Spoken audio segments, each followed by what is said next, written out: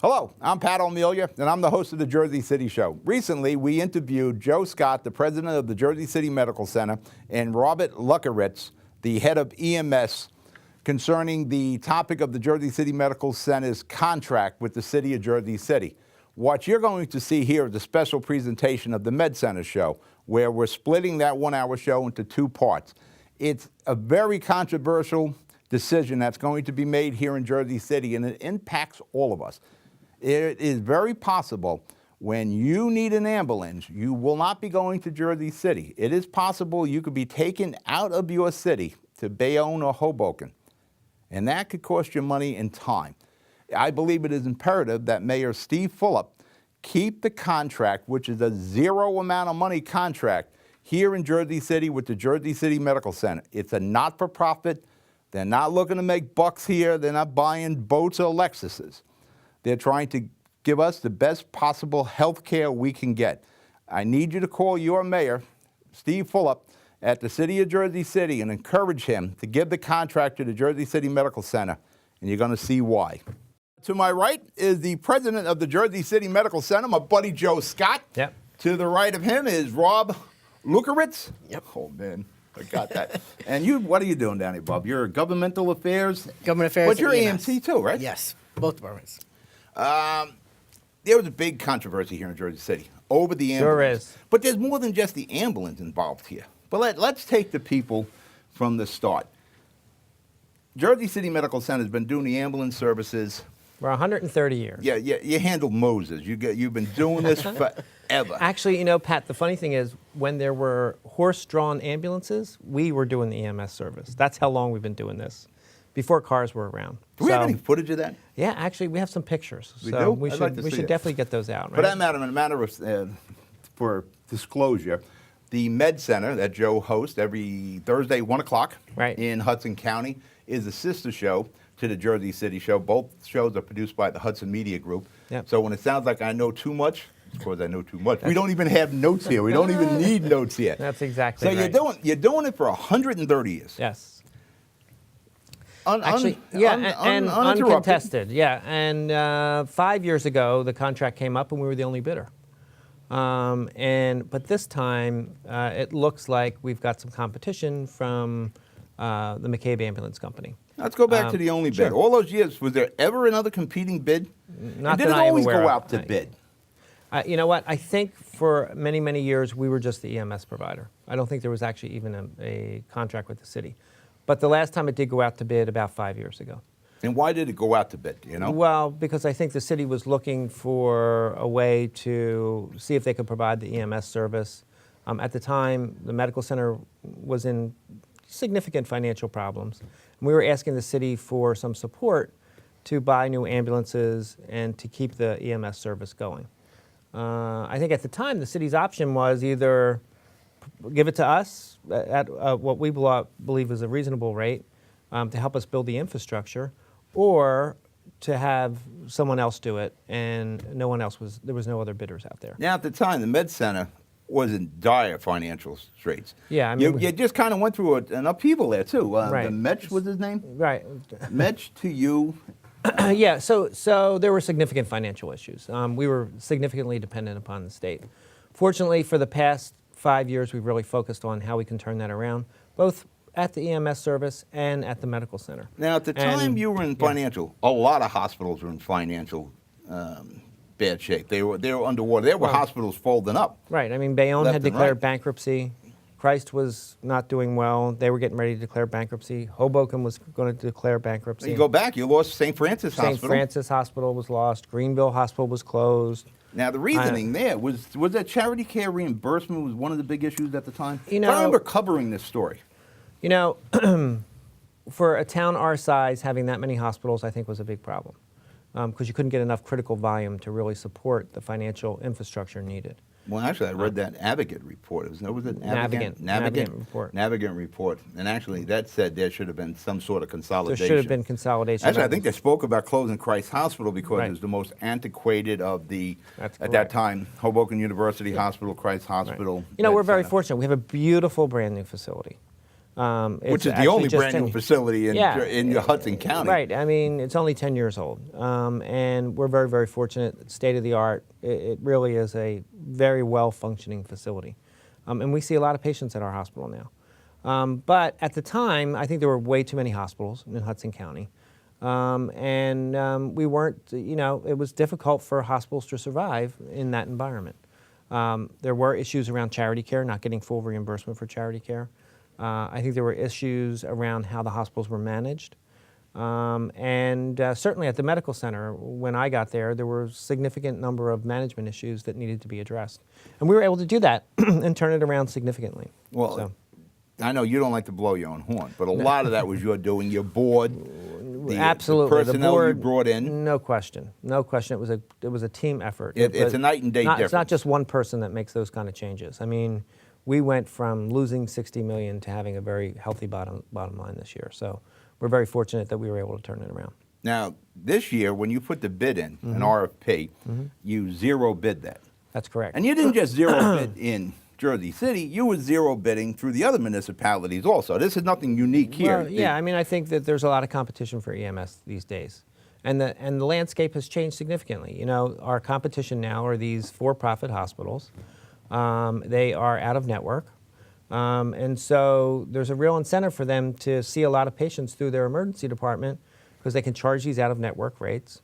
And that's how they make a lot of money. Explain that in network. Yeah. Because, I have some paperwork on my desk I'll bring out later. Right. Where this one young woman was in Bayonne Hospital. Right. She was in there, I think, for 3 days and racked up $70-some-odd thousand. Wow. That's just in the hospital bill. Wow. There were other bills associated with that. What is in-network, out-of-network? Okay, so for the most part, the medical center is an in-network hospital, meaning that we accept the majority of insurance plans. We have I see that on your TV commercials. Yes. There's all those insurance companies fly by. Right. Yes. So we contract with those managed care companies, and if you are a member of that managed care company through your insurance, through your health insurance, then when you come to our hospital, we accept the fees from that managed care company. And you might have a copay, you might have some deductible that you might have to meet. Yes, but I know about that personally with my eye surgery. Right. I was deductible to death. Yes, you were deductible to death. Well, that's your insurance I'm still plan. paying. Uh-oh.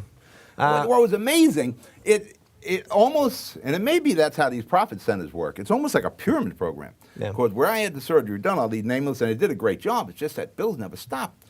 It was all really done in-house. Right. The anesthesiologist, the pathologist. Right. My favorite bill was the second surgeon. Wow. And I called, who is this guy? I never heard the guy's name before. He was a first assist. He was the backup surgeon. Right. Just in case something went wrong. It was like a bullpen. They were going to signal to the pen. All right, this guy's he doesn't have it today. Let's bring in the other surgeon. Right. I was getting crushed with bills. Right. So I'm assuming if you're at a network, that kind of happens. That's kind of, there are a couple different issues there. But generally, you come to our hospital, we accept your insurance, and there might be some copays, but generally we accept pretty much what your insurance will Now, pay most us. insurances, they pay 80%, you pay 20%. There's some plans like that, right? Now, when you go to a CarePoint hospital, they don't have contracts with the majority of the managed care companies. And why is that? So I think they choose not to. I mean, I think, I don't want to speak for them. I'm not quite sure why they choose to do it that way. But there is a major incentive for them to push patients through the ER, deem them what's called an emergency admission. Pregnancies are now emergency admissions. Well, in some at hospitals. Hoboken and Christ, I think pregnancy is now an emergency admission, which, the most natural thing in the world is all of a sudden becoming something that you push through the emergency Some department. people do that at home. Why would you push people through the emergency department? Well, the incentive is, in the state of New Jersey, if there is a what's called an emergent admission, then the managed care company has to pretty much pay you charges. That's why, if you look at the New York Times article about Bayonne being the most expensive hospital, well, they bumped their charges up. They push those charges through to the managed care company. They don't have a contract, and the managed care company has to pay those exorbitant rates like you're talking about, $70,000 for a 3-day stay. Well, my problem Crazy. is deductibles. Yeah, When you say you have agreements with these hospitals, with the managed care with the companies. managed care companies, is that you, if there's an appendicitis, tonsillectomy, Right. knee operation, you agree to a price for that Rate. procedure. Right. That's correct. And you have an agreed price for per bed, per day. You have Yes. expenses already agreed upon. That's correct. Now, when you're not in agreement, you don't have an agreement with these insurance companies, And we estimate that can get out of hand. Yeah, we estimate that they make 10 times the amount of money that we make. Is that when you get like the $20 aspirin when you don't have an agreement with Correct. the hospitals? So then now they're charging the insurance company $20 for that aspirin, and they're getting paid a significant amount of that. Now, if the insurance company says, listen, we're not paying $20 for that aspirin. Right. We'll give you $10 for the aspirin, which Right. is exorbitant as it is. Right. Who's responsible for that other $10? Well, a lot of these patients we hear are getting balance billed, and they're ending up, well, first of all, I think a lot of the insurance companies are really looking very hard at these admissions and seeing whether or not they're legitimate, right? And so if they're not legitimate, they're saying, you know what, there was no reason for you to be admitted, and now that $70,000 bill is falling on you. So that's one big issue, right? They gotta Well, make that sure. explains something. I don't know if we'll have time to get into in this segment, but go ahead. Right. So that's one issue. I mean, that could very well happen. And so there's got to be good documentation about why you're being admitted. And, you know, I think the managed care companies are looking very closely at these hospitals that choose not to contract with them and making sure that they're doing the right thing for their patients. The problem is the patient ends up being the one who gets stuck at the end of the day, right? If there's not good documentation or there's some reason for the managed care company to doubt that the admission was appropriate, then they turn around and say, okay, Pat, that $70,000, we want to get it from you. Now, the hospital's not going to say, hey, you know, your insurance company said we're exorbitant. Right. So we're going to eat that. I doubt if Right. that happens. Right. So if you can't pay it, Yeah. I mean, You're the in for number one collections. reason that people go into bankruptcy is because of hospital I bills. was going to bring that up. I just Yes, found that right. out recently. Yeah. So That's the number one incredible. reason that people get into financial difficulties is because of hospital bills. So it's a big issue. I think the bigger picture issue is, so okay, let's just say these 3 hospitals are out of network. Actually, I think the other for-profit in the area is also out of network. So in Hudson Which County, recently was the number one Right. in Meadowlands. Right. It was a different group of statistics. They were the most highest priced hospital Right. in the United States. Right. Now, I think with Medicare reimbursement, I think it was Bayonne was the number one, well, the what- highest priced hospital in the United yeah, States. what they're talking about is charges to Medicare. So they're not talking about actually the Medicare rate that they end up getting reimbursed, but just they took a look at the charges that hospitals were putting out there, and Bayonne was number one, and then some of the other for-profits in the area. And then there was this recent study done, You know what we and gotta do. Meadowlands was one, and Bayonne and Christ I also think showed Bayonne up. was 6, wasn't it? I think they showed up on But there. we got a break for commercial. Okay. You should know those signs. There you go. You're watching the Jersey City Show? We'll be right back. Jersey City Medical Center, Hudson County's #1 hospital, as ranked by the U.S. News and World Report. Why? Because of its patient care, not its bottom line. Jersey City Medical Center, for patients, not for profit. The Jersey City Medical Center accepts all patients and most insurance. Make Hudson County's #1 hospital your first choice. The Jersey City Medical Center, for patients, not for profit. Visit us on the web at libertyhealth.org. Jersey City Medical Center consistently receives the highest hospital ranking and ratings in New Jersey. #1 overall hospital in the state. #1 for high-risk pregnancy. #1 for neurological disorders. #1 for stroke. Magnet Award for nursing excellence. A for hospital safety. What makes the Jersey City Medical Center the #1 hospital in the state? Top-rated, award-winning medical professionals. You can see today at the Jersey City Medical Center. Make the #1 hospital your first choice. The Jersey City Medical Center. It takes more than a state-of-the-art medical facility to make a great hospital. It takes a team of dedicated medical professionals. That's the Jersey City Medical Center, Hudson County's #1 hospital. Medical teams consisting of New Jersey's top doctors, Magnet Award-winning nurses, and accomplished hospital associates, all committed to your good health. That's what you have at the Jersey City Medical Center. Make Hudson County's #1 hospital your first choice, the Jersey City Medical Center. On the web at libertyhealth.org. We're back. You're watching the Jersey City Show. We're back with the Medical Center gang. Joe, we got Rob here. Rob, jump in anytime you want, even though Joe is just, he's bogarting the whole show. Yeah, he's bogarting it. In a very short span of time, we went from a bunch of not-for-profits, Bayonne, Christ Hospital, Hoboken, Jersey City Medical Center, Greenville, and Meadowlands. Now we're down to one in Hudson County. 2, actually, Palisades. Oh, that's right. I forgot Palisades Palisades. So they said they were just in the paper. See, that end, we're in Jersey City. We're kind of like, Yeah, that's well being far away. There. Yes. Right. How did that all shift, that they all went for profit? So Now, I know with Hoboken, they almost went bankrupt. Well, Bayonne went bankrupt too. And remember? the city had to step in. And Christ went bankrupt. Did Christ file the bankruptcy? They did? I remember Hoboken did, and I think it was Dave Roberts who started it, and I think Dawn Zimmer finished it up. They came up with the bonding. I think it was $50, $75 million. Right. But even then, after they had reorganized, they still were having significant problems. And so they were looking for someone to come in and turn the hospital around. And the way that the company is called CarePoint now, the way that they're doing that is by this out-of-network, because there's significant profits from charging the insurance companies so much more money by being out-of-network. So when we make $5,000 per admission, they make $20,000 per admission. So it's significant. Well, on one of the previous shows we'd hit with Jersey City Show, Right. we had the, I think it was Medicare numbers Yeah. that we were showing Medical Right. Center versus Bayonne Hospital, Right. which was a for-profit. That Christ Hospital in Hoboken was still Right. not-for-profits. I think those numbers from 2011, 2012. Yeah. Huge difference, 3-4 times more than the Jersey City Right. Medical Center was charging. Yeah. And like you said before, the insurance company is going to pay so much and then you're Yeah. on the hook. Yeah. But it seemed like in one swoop, so Yeah. many hospitals went not-for-profit, for-profit. And What not was- just here in Hudson County and Jersey City. It's going Yeah. on in New York. It's going on everywhere. Now look, we could very easily stop struggling and just go out of network.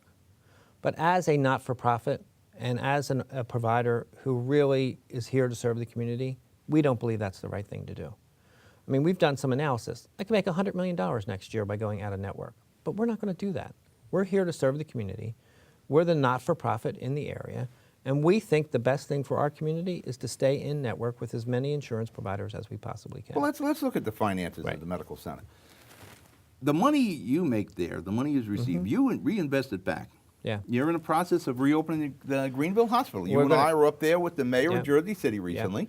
So the Greenville Hospital is very exciting because we're going to have this great ambulatory center over there, and we're going We're to probably provide, jumping on some of your footage right now showing it that was that's shot right. there. That's We're exactly beating the right. Med Center that's show right. to it. That's right. That's we okay. We can filmed show. it, yeah. We can show some We're of that. jumping. We're getting the footage before you get to use it. There you go. We're going to have this great urgent care center. So we see many patients from the Greenville area come to the emergency department at Jersey City. We think that a lot of them can go to Greenville. And so we're getting ready to reopen that hospital, hopefully in the spring or summer of this year, because under construction right now. We all know about construction issues. We actually Well, had a guys, great... looks like he's moving along at a pretty He's good moving clip along. up there. He's doing a great job. They've gutted the whole inside of the hospital, and they're getting ready to actually reopen it. And we're going to have a whole host of services over there. So it's very, very exciting for the people of Greenville to be able to open up a facility that can serve them on an ambulatory basis. Now, it's not going to be an acute hospital, just so everybody knows that, but it is going to provide some significant services to that community, and we're very excited about it. Well, the reason I bring that up, it's a matter of reinvesting back. Well, into that's your the point. system. Your point is when we make a profit at the end of the year, we turn around and reinvest it. As I said in the previous show, you're not buying any boats. No, There's we're no not buying boats any out boats. there. That's There's exactly no right. stock pay dividends. Nobody's I don't pulling have a profit. house in the Hamptons, by the way. You know, no Hampton house, no summer homes no. anywhere. No. Nobody's taking dividends. No, Nobody's taking. actually, I don't buy a house in the Hamptons, knock it down, and build a new one from all the profits from the hospital. But I will tell you this, we do reinvest. Right now, we've got a couple of really exciting projects. We do want to expand our existing emergency room, and we've got a plan for doing that.